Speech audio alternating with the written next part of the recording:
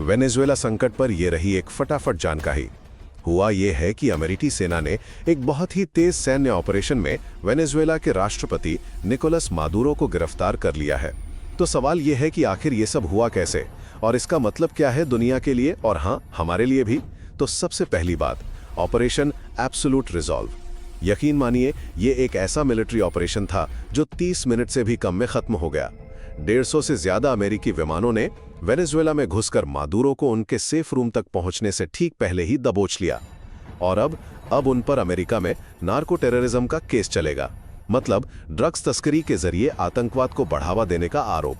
दूसरी बात, आखिर दुनिया का सबसे बड़ा तेल भंडार वाला देश इस हाल में पहुंचा कैसे?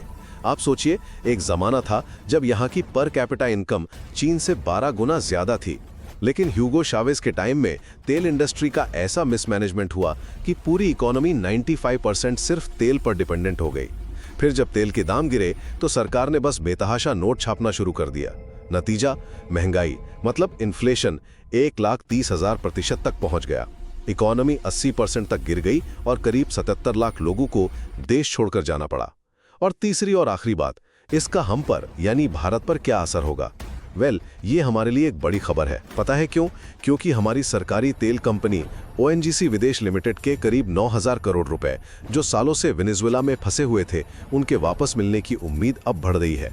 और सिर्फ इतना ही नहीं, भारत शायद फिर से वेनेजुएला से सस्ता कच्चा तेल खरीद पाएगा, जिससे हमारी एनर्जी सिक्योरिटी और भी मजबूत होगी। तो कुल मिलाकर ये कहानी सिर्फ एक राष्ट्रपति के पकड़े जाने की नहीं है, ये दुनिया के सबसे बड़े तेल भंडार वाले देश के फ्यूचर और ग्लोबल एनर्जी मार्केट को बदलने की एक बहुत बड़ी चाल है।